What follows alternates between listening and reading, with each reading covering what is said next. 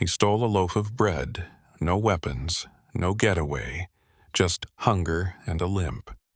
The courtroom barely looked up until the judge paused, stared at the file, and asked one quiet question. "You served?" What followed left the entire room in stunned silence. Because this wasn't just a theft, it was a forgotten war hero's final cry for dignity. If you believe this man deserves more than silence, type respect in the comments. Walter Grady was part of the background in Brooklyn. He didn't shout, he didn't beg, he just was. A quiet figure moving through the rhythm of city life like a forgotten lyric in a familiar song. Locals knew him in the way people know a lamppost or a pothole. You didn't need to acknowledge him, you just expected him to be there. He was the thin man with the silver beard, the frayed military-style backpack, and the silent eyes that gave nothing and asked for even less. For over 10 years, Walter called sidewalks home. Doorways were his bedrooms, park benches his places of rest. He collected bottles for recycling, always careful not to leave a mess. He slept in different spots on different nights, never staying long enough to draw attention or cause complaint. It was his way of apologizing for existing too visibly in a city that had no place for him. Some thought he might be a veteran. Others said he used to be a teacher. No one knew for sure. He never corrected the stories. He never told his own.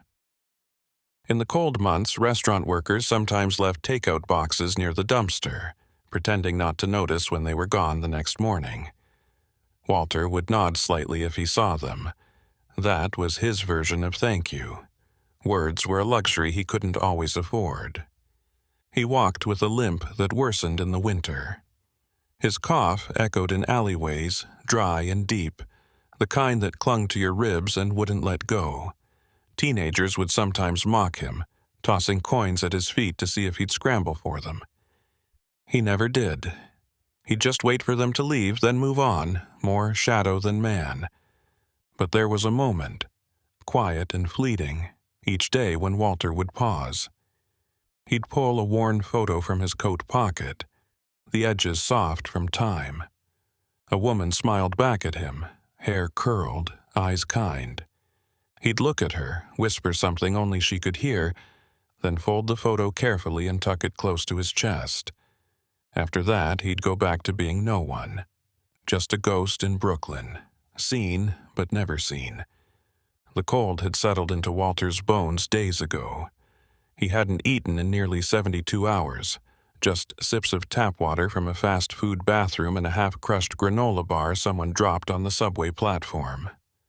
Hunger had become more than a feeling. It was a presence, gnawing at the edges of his thoughts, making his hands tremble and his vision blur. Pride had always been his armor, but even armor rusts when left out in the elements too long. That afternoon, snow hung heavy in the air, promising another bitter night. Walter's limp was worse, each step sending a jolt through his hip. He passed Morelli's corner market like he had 100 times before. The warmth inside beckoned, glowing through fogged windows. Fresh bread, hot coffee, things that once filled his kitchen, back when he still had one. He hesitated at the door. His reflection in the glass startled him, a gaunt man with tired eyes and a coat that sagged from wear. But the hunger didn't care about reflections. It whispered louder than shame.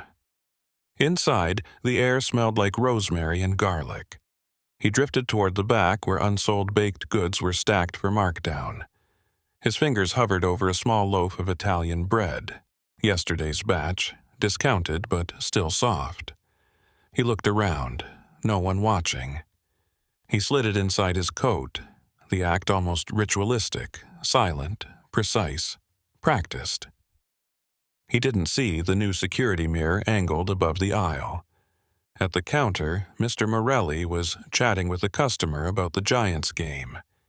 He glanced up and saw Walter, then froze. "Hey!" he barked. "Stop right there!" His hand darted toward the phone. "I'm calling the cops." Walter didn't run. He didn't plead. He simply stood where he was, the loaf still visible in his partially unzipped jacket. His face was calm, hollowed out by too many winters. "I just needed strength to live one more day," he said quietly, as if explaining something simple, like the weather or the price of milk. Minutes later, 2 officers arrived. One cuffed him gently, the other looked unsure. No resistance, no anger. Just an old man and a loaf of bread. A minor crime. A forgettable arrest. But that small act, born not of greed, but of hunger and fading dignity, was about to awaken a memory that would change everything. The bread was still warm from the afternoon air trapped in Walter's coat. He didn't hide it well. Not really. Maybe part of him hadn't wanted to. Maybe the weight of the years, the hunger, the silence had finally worn a hole through the pride he'd clung to like a lifeline. Mr. Morelli's voice rang sharp across the store, shattering the quiet. "Hey, stop right there!" He pointed a shaking finger at Walter, phone already in hand. The other customer turned to look, then looked away just as quickly. It was easier that way. Walter didn't move. He stood in aisle 3 next to the racks of cereal and canned beans, staring not at Morelli but at the floor. The loaf peeked from beneath his coat, the plastic crinkling faintly. His hands stayed at his sides. He didn't protest, didn't deny. "I just needed strength to live one more day," he said, voice low and steady, as if he were speaking to no one in particular. The store owner faltered for half a second, then continued with the call. "Yeah, I've got a shoplifter. Regular guy around here. Name's Grady, I think. Yeah, he's not resisting." His voice was louder than necessary, filling the small space with judgment. Outside, sirens approached. The familiar rhythm of arrival and order. Walter closed his eyes briefly, remembering another kind of siren, far away in another country, one that meant mortar fire or medevac, not handcuffs and cold concrete. The officers came quickly. One was older, weary-looking. The other was new, face still smooth, badge shining. "We got a call," the younger said. His gaze landed on the bread, then on Walter's face. "You really a vet?" he asked, noting the dog tags around the man's neck. Walter nodded. "Used to be someone useful," he replied. "Not anymore." The older cop said nothing, just gestured for Walter to turn around. The cuffs clicked into place like punctuation at the end of a sentence. Walter didn't flinch. As they led him out, Mr. Morelli stood with his arms crossed, jaw tight. The customer had already left. The bell over the door jingled faintly behind them. No crowd. No outrage. Just a tired man, a stolen loaf of bread, and a city too busy to notice the quiet unraveling of a life once full of purpose. The precinct smelled of old coffee, bleach, and resignation. Walter sat quietly on a hard plastic bench, his hands resting on his knees, the cuffs now gone, but their impression still etched into his skin. No one looked at him for long.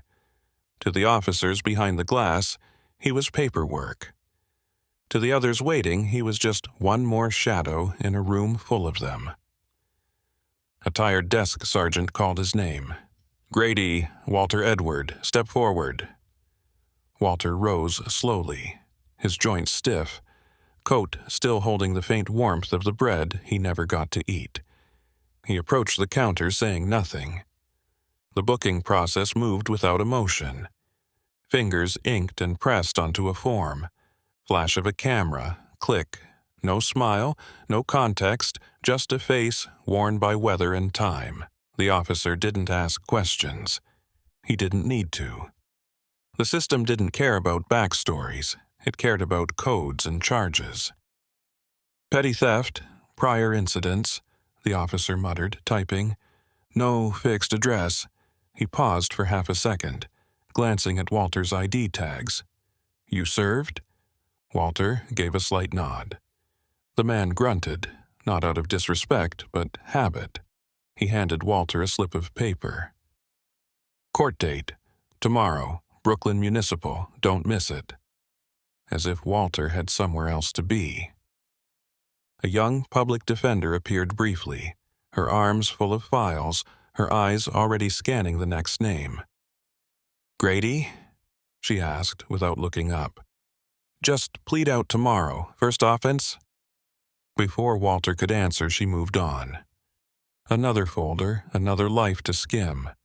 The holding cell was cold. Concrete walls, metal benches bolted down. Walter sat in the corner alone. No one spoke to him. No one asked his story. The world outside kept moving, while inside, time folded in on itself. At some point, he reached into his coat and pulled out the small plastic-wrapped photo of Margaret. He looked at it quietly, shielding it with his hands. No one noticed, no one cared. By nightfall, he was processed, labeled, stored. Just another case number in a long hallway of forgotten names. Outside, the city lights glowed. Inside, Walter closed his eyes and waited. The loaf of bread, the store, even the arrest, all of it faded behind the familiar silence of being unseen. The sun hadn't yet burned through the gray haze when Walter was led into Brooklyn Municipal Court. He moved slowly, the chain around his waist rattling faintly with each step. His coat was the same one he'd worn for 3 winters, now damp from the holding cell's humidity. The bread was long gone. So was the warmth that came from even pretending to belong.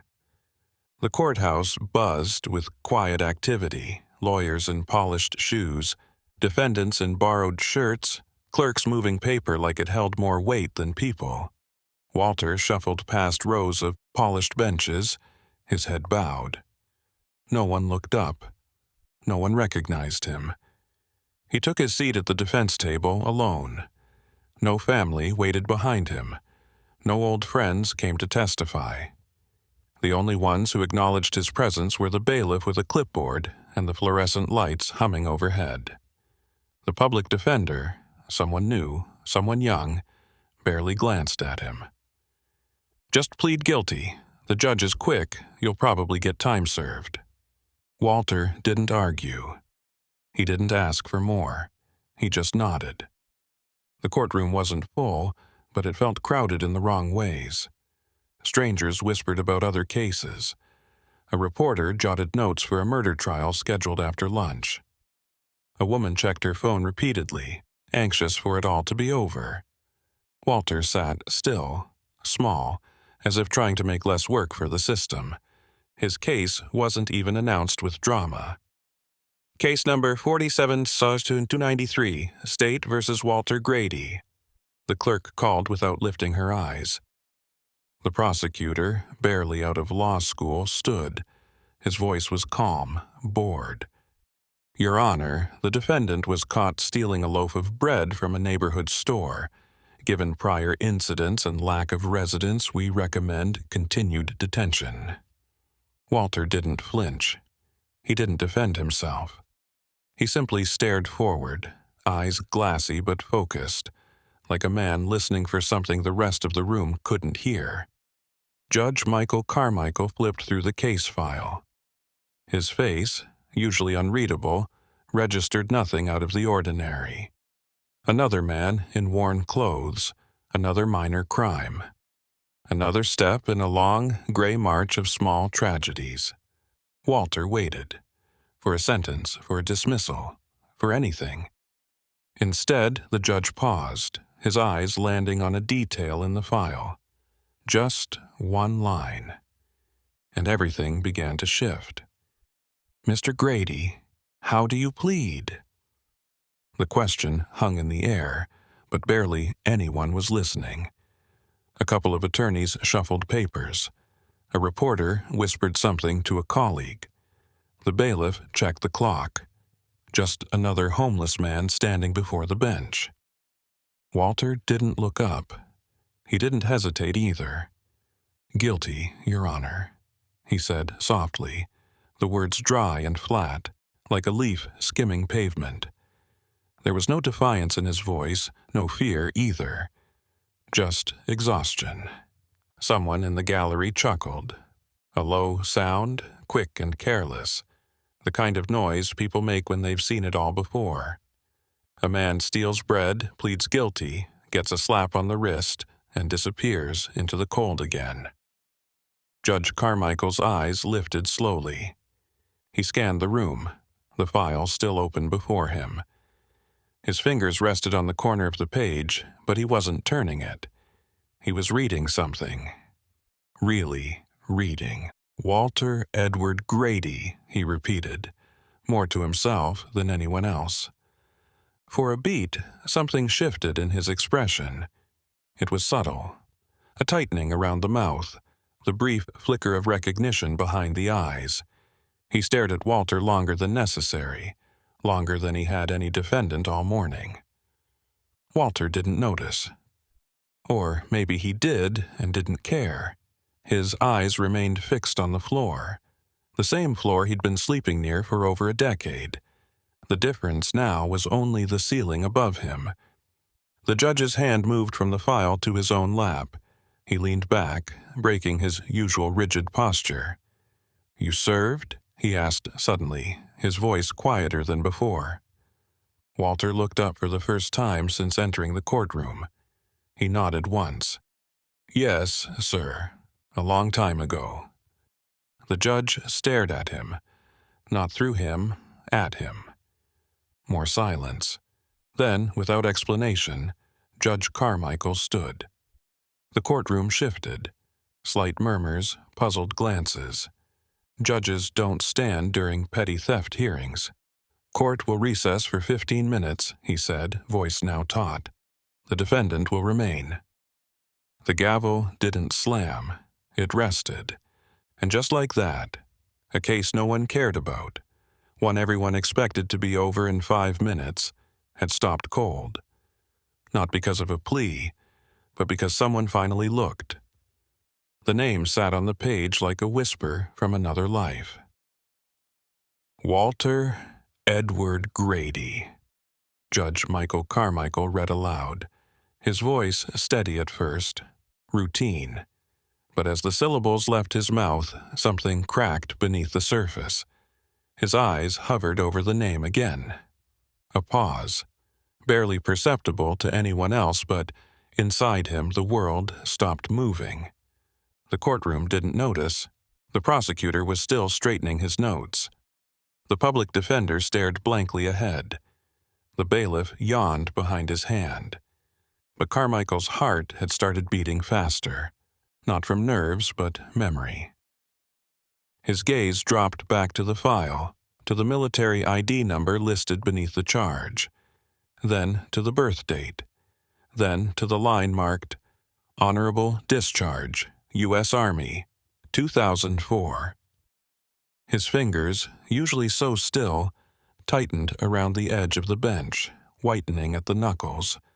A name he hadn't heard in over 20 years now echoed in his ears like a radio signal rediscovered. Grady. The name shouted through sandstorms and chaos. "Grady! I'm hit! Grady! Help's coming!" A memory, buried beneath years of law books and courtrooms, came roaring back like a dust cloud over desert roads. He looked again at the man standing before him. Walter didn't meet his eyes.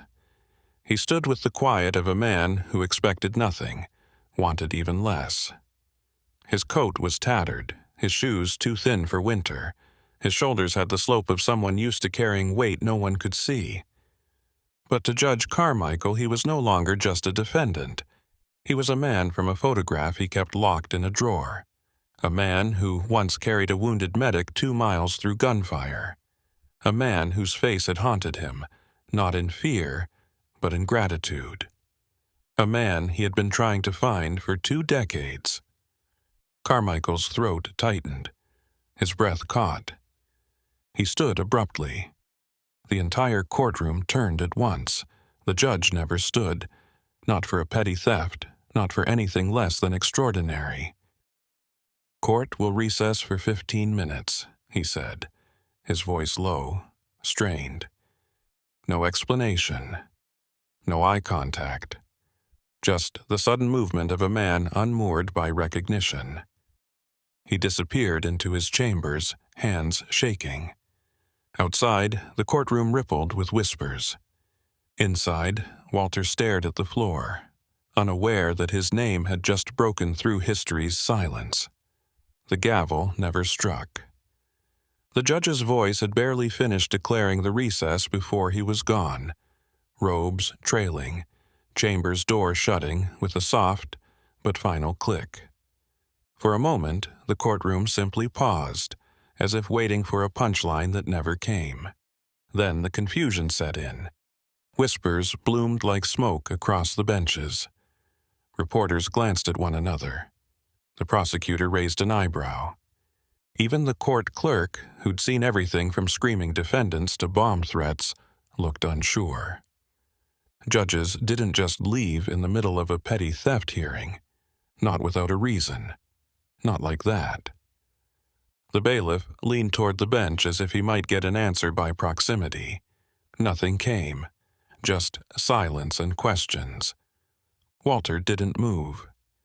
Still cuffed to the table, he sat exactly as he had before the judge stood, slightly slouched, eyes lowered, face unreadable.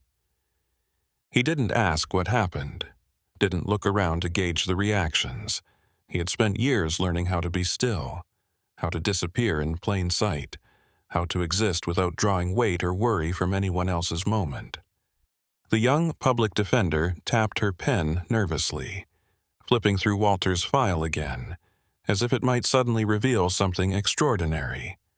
But all it said was what everyone assumed. Homeless, prior citations, petty theft, no known family. No one saw the shift. No one knew the story hiding under the tattered coat. Not yet. The room buzzed louder now, fueled by the vacuum the judge had left behind. Was it the name? Someone murmured. Maybe he knew the guy. Another voice. Probably a health issue. He's old. More guessing, more noise, but none of it touched Walter. To him, 15 minutes meant nothing. Time in jail was the same as time outside, just measured differently. You waited, you breathed, you tried not to feel too much. The court officer checked his phone. The stenographer whispered to the clerk. The judge's seat remained empty, and Walter, the man at the center of it all, sat as still as stone. He didn't know why the judge had looked at him the way he had. He didn't know that the moment he'd waited his whole life for had just begun. He only knew the silence, and he was used to that. The door to the chambers closed behind him with a muted click, shutting out the courtroom's questions and noise. Judge Michael Carmichael stood still for a moment, his back to the room, one hand resting on the wood grain of the door. His breaths were uneven, shallow. It was like his body had recognized something before his mind could catch up. He moved toward the desk, his steps deliberate but unsteady, like a man walking across thin ice he hadn't realized was there. He opened the bottom drawer, the one he hadn't touched in years, and reached beneath a stack of documents no longer relevant. The photo was there. He'd kept it all this time, folded at the corners, faded. A snapshot of a moment in the desert that never truly left him. Soldiers stood in dusty fatigue squinting against the sun, their expressions caught between duty and exhaustion. A field tent loomed in the background, sandbags piled like afterthoughts. Carmichael's eyes scanned the faces, young and sharp and worn too early. Then they landed on the one in the back. Tall, broad shoulders, quiet strength. Grady, the name he'd yelled through smoke and gunfire. The man who had lifted him, bleeding, semi-conscious, across 2 miles of hostile terrain. Who never asked for thanks, who disappeared after the war like mist burned off by sunrise. His fingers trembled as he placed the photo on the desk. He sat slowly, as if afraid to make a sound that might break the spell. Then he turned to his computer and opened the restricted portal he still had access to from his advisory work with Veteran Affairs. He typed the name, Walter Edward Grady. Within seconds, a file opened. 3 tours, Bronze Star, Logistics, Convoy Protection, Medical Transport. Then, Fallujah, 2003. The official report told a sanitized version. Convoy ambushed, several injured, vehicle lost. But attached was a statement. Staff Sergeant Grady exposed himself to enemy fire to remove wounded from a burning vehicle. Saved 17 lives. The judge leaned back. His eyes welled, but he didn't blink. There, embedded in the file, was a name Carmichael hadn't expected to see. His own. The medic Grady had carried was him, a forgotten war hero. Now, seated in his courtroom, charged with stealing a loaf of bread. The screen glowed pale blue in the dim light of the judge's chambers. Judge Carmichael stared at it, his hand hovering over the mouse, as if afraid the next click might confirm something too big to carry. He scrolled slowly. The words were dry, factual, clinical, but every line landed like thunder. Grady, Walter Edward, Staff Sergeant, United States Army. Service years 1983-2004. MOS, Logistics and Transport Operations. Deployments, Iraq, twice, Afghanistan, once. Each entry was a shadow of a life lived under constant pressure. Convoy manifest logs, maintenance audits, after-action reports. But buried beneath the bureaucracy were fragments of something more human. Bronze Star, awarded 2003, for valor. Acted without regard for personal safety while evacuating wounded under direct fire. Sustained second-degree burns, refused extraction until all others were safe. The judge's throat tightened. There was a scanned image attached. He clicked it. A younger Walter stood beside a burning transport truck, the smoke still curling behind him. His uniform was torn, his arm bandaged hastily. In his arms, a child, an Afghan boy no older than 7, his face streaked with dust and tears. That image had once made the New York Times. A moment of compassion amid chaos. Carmichael remembered seeing it years ago and not knowing the man's name. But now he did. There was another document. A witness report from a young medic. Carmichael read the first line. Then the next. Private First Class Michael Carmichael, field medic, suffered shrapnel wounds to left leg and lower back. Carried to safety by Staff Sergeant Grady over a distance of 2.1 miles under hostile fire. The judge sat back, his heart hammering in his chest. He remembered the pain, the sound of gunfire, the metallic taste of fear. He remembered being lifted, carried, the crunch of boots through gravel and blood, and a voice, low, calm, steady. "Just keep breathing, kid." Walter Grady had saved his life, and now he was sitting in a courtroom, hollowed out by time, poverty, and grief, on trial for stealing a loaf of bread. Carmichael closed the file. The room was silent except for his own breathing. It was him. After all these years, after all the searching. The man who once gave him a second chance at life now needed one of his own.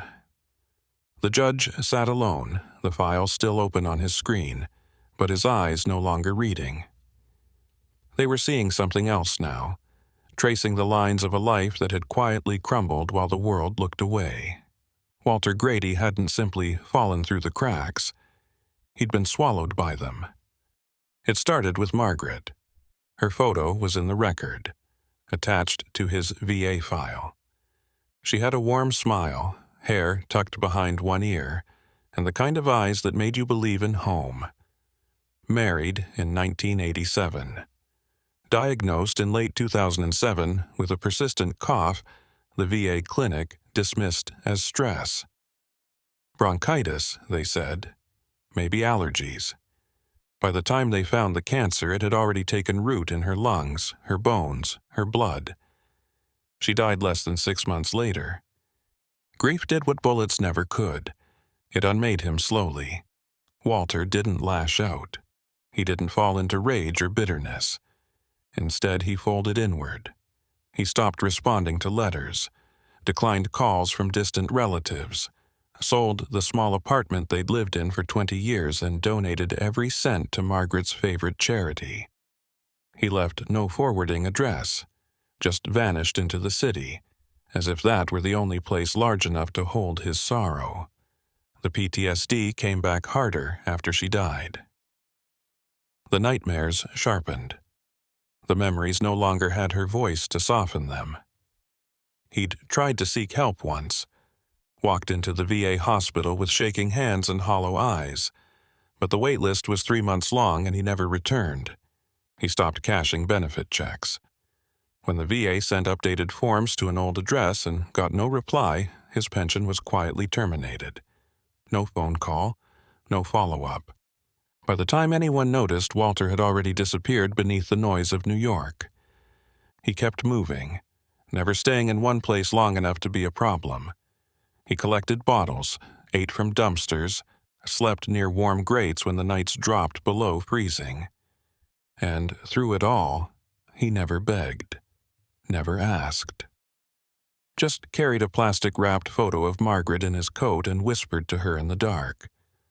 "Almost there, Maggie," he would say, just holding on a little longer. Judge Carmichael closed the file slowly. This wasn't just a man who stole bread. This was a man the world had forgotten how to see. The courtroom door opened with a soft creak as Judge Carmichael stepped back to the bench. His expression was composed again, stern, practiced, unreadable. But something in his eyes had shifted, deeper, focused, as though every second since the recess had crystallized into a truth only he could feel. The prosecutor stood promptly, adjusting his tie, papers in hand. "Your Honor," he began, tone even, "we're prepared to proceed. The state recommends continued detention until trial, based on the defendant's prior history and lack of permanent residence." His words were efficient, precise, just another entry in a long line of minor infractions. A small theft, a repeat offender. Nothing worth headlines. Just one more gear turning in the slow, indifferent machinery of the system. To him, Walter Grady was just another case. He hadn't looked twice at the defendant when he entered, hadn't heard the slight rasp in his voice or noticed the military tags tucked under his shirt. He saw a man who stole a loaf of bread, nothing more. The judge listened without interruption, his fingers lightly resting on the file before him. But his mind wasn't in the courtroom, it was in a desert 2 decades earlier. Smoke and blood and screaming, a man lifting him off the ground with shrapnel in his leg. A voice saying, "Keep breathing, kid." Walter Grady had saved his life. Not metaphorically, not spiritually, literally. Had carried him, through gunfire and chaos, for 2 miles to safety. That act, buried in time and paperwork, had brought him to this moment, to a bench in a courtroom he now presided over. And there, sitting quietly with his head bowed, was the man who'd made it all possible. The same man who now faced judgment for stealing bread. "Does the defense have anything to add?" the judge asked, his voice level. The young public defender blinked, caught off guard. "No, Your Honor. My client is willing to plead guilty." The judge nodded slowly. He glanced again at Walter, who hadn't moved, who hadn't said a word since the recess. This wasn't just a decision about a petty crime, it was a reckoning. He looked at the file one more time, then closed it with care. His next words would determine the course of 2 lives, his and Walter's, and he would not treat this like just another case. The courtroom had barely emptied when the whispers started. A clerk mentioned it to a friend over coffee. A junior reporter overheard the bailiff talking in the hallway. By the time the sun set behind the Brooklyn skyline, the story had already slipped through cracks in the walls, spreading faster than anyone expected. It landed first on a local crime blog, small, gritty, and hungry for clicks. The headline was sharp, designed to provoke, "Homeless man claims to be decorated vet. Judge delays sentencing." Beneath it, a blurry photo of Walter in court, shoulders hunched, coat hanging off him like a forgotten curtain. The blog didn't mention his name, but the comments made sure to fill in what little they could guess. Another con artist playing the veteran card. If he was really a soldier, why's he stealing bread? Bet he just Googled a few medals and made it up. Some defended him, quietly, cautiously. "Not everyone lies," one person wrote. "Sometimes people just fall through the cracks."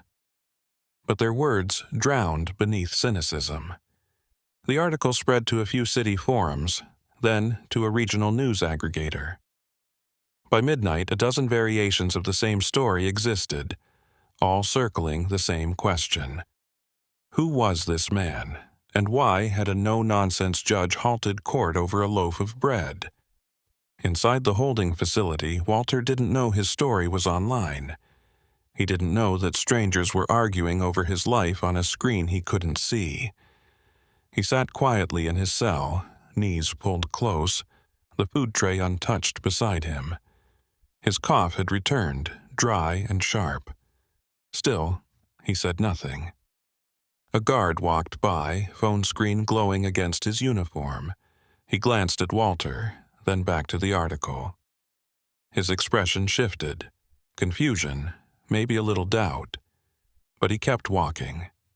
That night, in a different part of the city, Judge Carmichael read the headline on his own screen.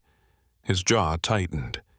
He clicked it, scanned the article, read the comments. The world didn't know yet, but it would. He turned off the monitor and leaned back in his chair, thinking of a man who once carried him through hell. They could whisper and speculate all they wanted. The truth was no longer a rumor. It was sitting in his courtroom. The lights in the holding cell buzzed overhead, their flicker casting long, uneasy shadows on the concrete walls. The air was stale, the kind that clung to skin and memory. Walter sat in the far corner, away from the others, his back against the wall, knees drawn up to his chest. His coat was folded beneath him like a cushion. He had closed his eyes, not in sleep, but in retreat. A few bunks down, a younger man paced, wiry and restless with too much energy and not enough direction. He scrolled through his contraband phone, smirking as he read the article aloud. "Homeless vet claims to be a war hero," he muttered, loud enough for everyone to hear. His voice had the sharp edge of disbelief, of someone who'd been hurt before and now carried a blade for every wound. He looked up at Walter. "You the one they're talking about?" he asked. Walter didn't respond. The question wasn't meant for an answer. The young man stepped closer. "My brother died in Kandahar," he said, voice tightening. "Didn't get no second chances. Didn't end up stealing bread, blaming the system, pretending to be something he ain't." Walter opened his eyes slowly. He met the man's gaze without flinching, but said nothing. He had seen eyes like that before, in combat zones, in mirrors, in hospital beds. "Stolen valor's disgusting," the man spat, and then, without warning, shoved him. Walter hit the wall with a grunt, the sound barely escaping his chest. He didn't raise his hands, didn't fight back. He just slid down and steadied himself.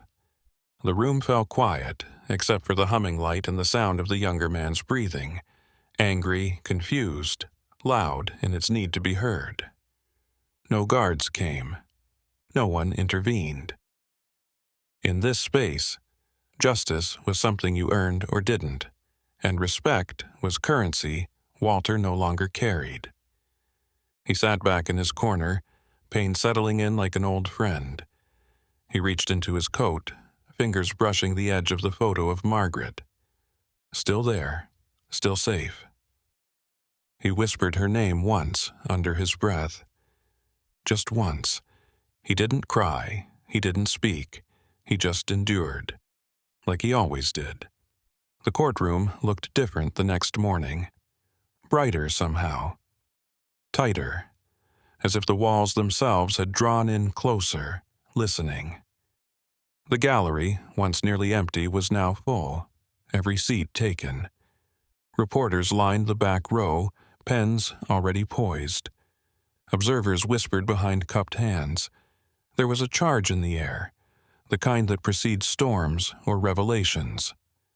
Walter was led in through the side door, wrists cuffed loosely in front of him. His coat hung on him the same way, threadbare and too large, but his posture had changed, just slightly.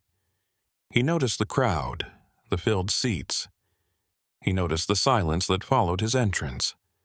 Something was different. At the defense table, his public defender was gone. In her place stood a tall, older man in a tailored suit, silver hair combed neatly, his eyes clear and direct. He turned as Walter approached and extended a steady hand. "Richard Harlow," he said, voice low but firm. "Veterans Legal Defense Alliance. I'll be representing you." Walter blinked. He looked at the man's hand, then slowly shook it, unsure whether this was real or another hallucination brought on by fatigue and hunger. Before he could speak, a soft rustle behind him made him turn. 3 men in full military dress uniform stood at the back of the room. Medals gleamed against deep navy wool. Their faces were solemn. Still, they weren't here for ceremony. They were here for him. Walter stared at them, confused. He searched their faces for something familiar. None of them spoke, but each gave a slow, respectful nod in return. He turned back to Harlow. "Why?" he asked, his voice rough from disuse. Harlow didn't answer right away. Instead, he opened a folder and gently pushed it across the table. Inside, Walter saw copies of his service record, his awards, a newspaper clipping, the photo from Afghanistan, him carrying the injured child. For a second, his breath caught in his throat. "Someone's taken an interest in your case," Harlow said simply. "And it seems, Mr. Grady, that the world is finally paying attention." Walter lowered himself into the chair beside him, stunned, unsure what came next. All he knew was this was no longer just about bread. Something larger had begun to move. And for the first time in years, he wasn't invisible. The oath echoed faintly as Colonel James Mason took the stand. His posture was rigid, shaped by decades in uniform. His dress blues were immaculate, rows of medals lining his chest like punctuation marks in a story too long untold. He adjusted the microphone, not because he needed to, but to steady the moment. "I am Colonel James Mason, United States Army," he began, his voice clear and deliberate. "Stationed currently at Fort Hamilton. I've known Staff Sergeant Walter Grady since our deployment in 2003. He turned then, not to the judge, not to the jury box, but to Walter. The courtroom fell completely still. "This man saved my life," Mason said. The prosecutor shifted uncomfortably in his seat. Reporters leaned forward. The judge remained motionless, eyes fixed on the witness, his features unreadable. Mason continued. "We were assigned to a supply convoy outside Fallujah, ambushed at dusk, enemy fire from both sides. One of the fuel trucks took a direct hit, immediate danger of explosion." He paused, remembering. Grady didn't hesitate. He drove that burning truck, drove it, away from the other vehicles. took shrapnel to his shoulder and face, suffered burns to both arms, but he saved 17 lives. A quiet gasp came from the gallery, quickly stifled. He didn't stop there, Mason said, his voice thickening. A medic had been hit, a young private, couldn't walk. Grady carried him more than 2 miles to an extraction point, under fire the whole way. He looked at the judge now. Their eyes met. That medic's name, Mason said, was Michael Carmichael. The room seemed to tilt slightly as all heads turned to the bench. The judge's mask cracked just for a moment. He gave a small, solemn nod. A hush fell so complete even the rustle of papers seemed loud. "I've served with heroes," Mason said, facing forward again. "I've buried too many. But this man sitting here in worn clothes and handcuffs, has more courage than most people will know in a lifetime." Walter didn't speak. His hands rested on the table, still and weathered. Colonel Mason's voice softened, and yet he asked for nothing. Never once mentioned what he did, just disappeared. Until now, until this room, until someone finally remembered. The silence after Colonel Mason's testimony was thick enough to hold weight. No one moved. Even the clack of keys from the court stenographer had paused, as if the room itself were holding its breath. Judge Carmichael sat frozen behind the bench, his hands clasped tightly in front of him, gaze locked on the man he once thought was lost forever. He removed his glasses slowly, folded them on the desk. His voice, when it came, was quieter than before, not hesitant, just stripped of the usual courtroom polish. "Staff Sergeant Walter Grady," he said, not reading from the file now, but from memory. "In 2003, during a supply convoy mission outside Fallujah, I was serving as a field medic with the 101st. He looked down for a moment, then back up. "We were ambushed. I was hit. I couldn't walk. I remember thinking I was going to die in the dust with the sun going down and the firefight closing in." His voice caught for a second, just enough to be noticeable. "But someone carried me, over 2 miles, bleeding himself, refused medical care until I was stabilized." He turned, fully now, toward Walter, who had not moved since the colonel finished speaking. "That man was you." Gasps rippled through the gallery. One woman covered her mouth with her hands. A reporter stood, only to be waved down by the bailiff. Even the prosecutor, buttoned up, professional, looked visibly rattled. Walter blinked once. His hands gripped the edge of the defense table. His expression didn't change, but something behind his eyes shifted, like a door opening to a hallway long sealed.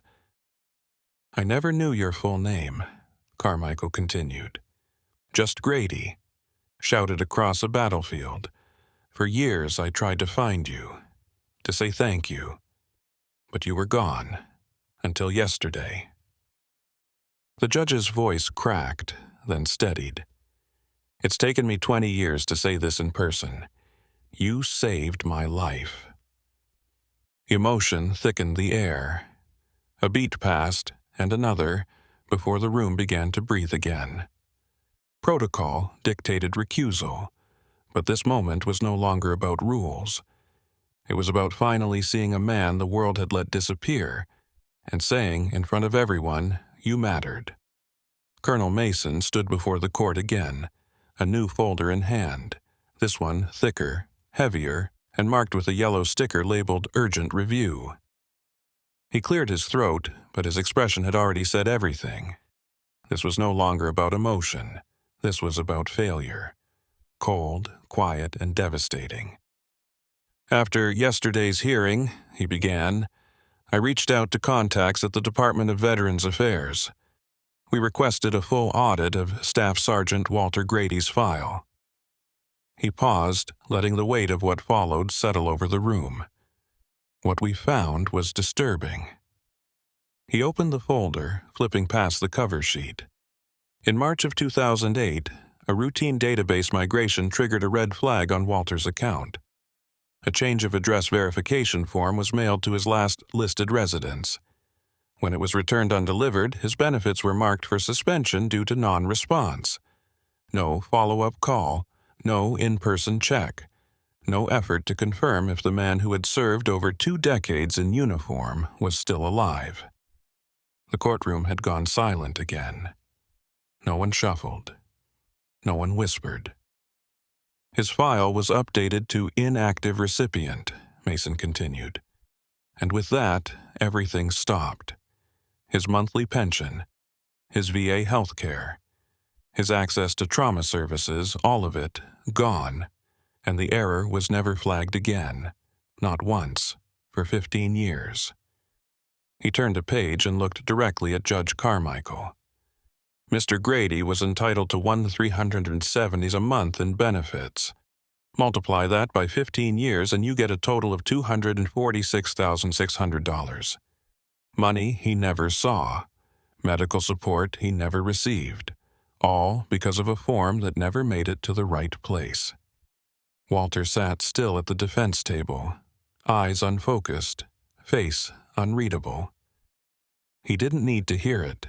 He had lived it. Every cough treated with store-brand cough syrup. Every untreated wound, every sleepless night. He had buried that truth long ago, beneath layers of cold concrete and quiet shame. But now the world was digging it up and placing it under fluorescent lights for everyone to see. There's more, Mason added gently. We found records indicating he attempted to re-enter the VA system in 2010. He walked into the Brooklyn clinic, but without an active file, they turned him away. Told him he was no longer in the system, like he never existed. The judge's hands clenched slightly on the bench. The VA has now acknowledged the error, Mason said. Emergency reinstatement is underway. Full back pay will be issued. A settlement is being arranged for pain and damages, but no amount of money can recover those lost years. Carmichael nodded slowly, absorbing it all. It wasn't just about money. It was about a nation's promise broken with silence, about a man discarded by the very institution he once risked his life for.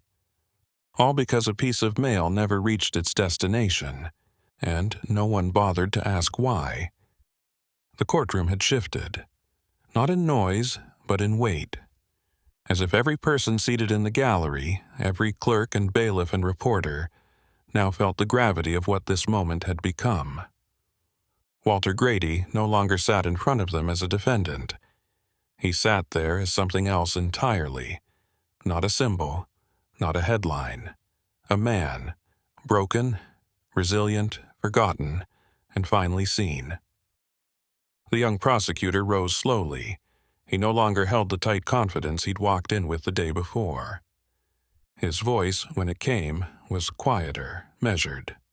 "Your Honor," he said, eyes flickering to Walter.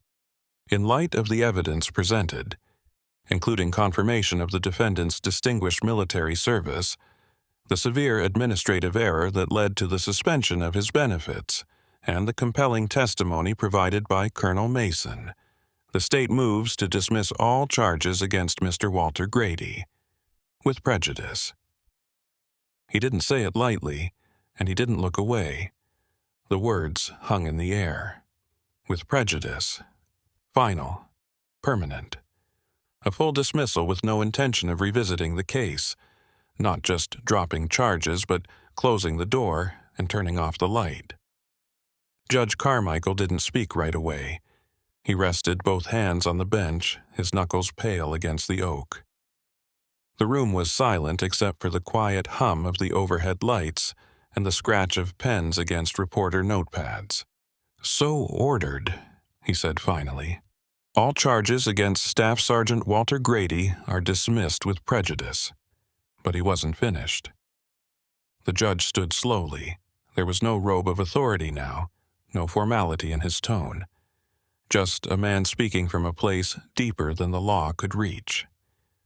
"Mr. Grady," he said, "would you please come forward?" Walter hesitated. Years of silence had trained him to stay seated, to remain unseen, but something in the judge's voice, steady, reverent, carried a weight that lifted him to his feet. He walked slowly, his limp more noticeable under the room's gaze. When he reached the front, he stood unsure, hands at his sides, eyes not quite meeting Carmichael's. The judge looked at him, no longer with the distance of authority, but with something gentler, something sacred. "You saved my life," he said, "and I never got to thank you. But this country owed you more than a thank you. It owed you dignity. It owed you justice." He paused, his voice faltering just slightly. "It failed. We failed. And for that, this court does not just release you, it apologizes." Walter didn't speak. He only nodded, once, slow, deliberate. Not in forgiveness, but in quiet acknowledgement. "You are free to go, Mr. Grady," Carmichael said, voice thick with emotion. "And may you never again be forgotten." As Walter turned, the courtroom remained silent. No cheers, no clapping, just a reverent stillness, as if everyone knew they were witnessing something rare. A man walking free, not just from the court, but from the shadow he had lived under for far too long. The finality of the judge's words still lingered in the air when the back doors of the courtroom creaked open once more. Most didn't notice at first. People were gathering their coats, reporters were typing notes with shaking fingers, and murmurs had begun to ripple through the room. But then a voice, soft, searching, cut through the quiet. "Uncle Walter?" It wasn't loud, it wasn't theatrical, but it landed like a thunderclap to Walter's chest. He turned, slowly, cautiously, as if afraid the sound might vanish if he moved too fast. A woman stood near the door, early 30s, dark hair pulled back, a worn folder clutched tightly in her hands. Her eyes shimmered, wide and disbelieving. "Rebecca," Walter said the name like a prayer he didn't realize he'd been holding on to all these years. She crossed the room without hesitation. No ceremony, no announcement, just love. When she reached him, she didn't ask for permission. She simply opened her arms and wrapped them around him. Walter froze, for a breath. Then two. His body, so used to the cold, to absence, didn't know what to do with warmth. His arms hovered in the air for a moment before slowly folding around her, tentative at first, then tighter. He let out a sound, somewhere between a sigh and a sob, as his chin pressed to her shoulder. His knees buckled slightly, and she held him firm. It was the first true embrace he'd felt in over a decade. "I looked for you," she whispered, her voice trembling. "After Aunt Margaret passed, you vanished. We didn't know where you went. I called hospitals, shelters. No one had anything. I thought," she broke off, her voice catching. "I thought you were gone." "I was," Walter said quietly, voice raw. "Just not all at once." She pulled back slightly, holding his face in both hands. "You're coming home with me," she said. "I don't care how long it takes or what we have to do. No more streets, no more silence." He shook his head, not in refusal, but in disbelief. "Why now?" he asked. "After all this time?" Rebecca didn't hesitate. "Because you mattered to her," she said. "And you still matter. I don't care what the world forgot. I didn't." Behind them, even the judge stood in silence, bearing witness to something the court couldn't deliver. Reconnection. Restoration. Rebecca slipped her arm through Walter's as if it had always belonged there. She didn't treat him like a man broken. She treated him like someone found. And Walter, for the first time in years, allowed himself to be found. Not by headlines or handshakes, but by blood, by memory, by love that had waited in the quiet. He didn't look back as they walked out of the courtroom. He didn't have to. He wasn't leaving anything behind. He was finally going home. It started with a headline. Veteran saves judge in war, later stands before him in court, charged with stealing bread. At first, it was just a local story, shared between neighborhood blogs and news aggregators. A curiosity, a human interest piece buried beneath politics and celebrity scandals. But something about it stuck. The contrast was too stark, the image too jarring. A war hero in handcuffs, a judge on the verge of tears, a loaf of bread between them. By the next morning, Walter Grady's story was everywhere. The photograph, the one from 2003, Walter carrying an injured Afghan child across a dirt road, dust and fire in the background, began circulating again. Someone placed it side by side with a screenshot from the courtroom. Walter, standing hunched, older, weary, in second-hand clothes. The caption read, "What happened in between?" The question ignited a fire. Veterans posted their own stories. Men and women who had served and returned home to find red tape thicker than support. Social workers and nurses spoke out. Former VA employees confessed to lost files, denied claims, silent systems. Walter became a symbol.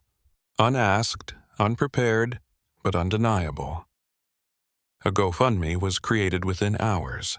The original goal was $20,000 to help Walter find housing and basic stability.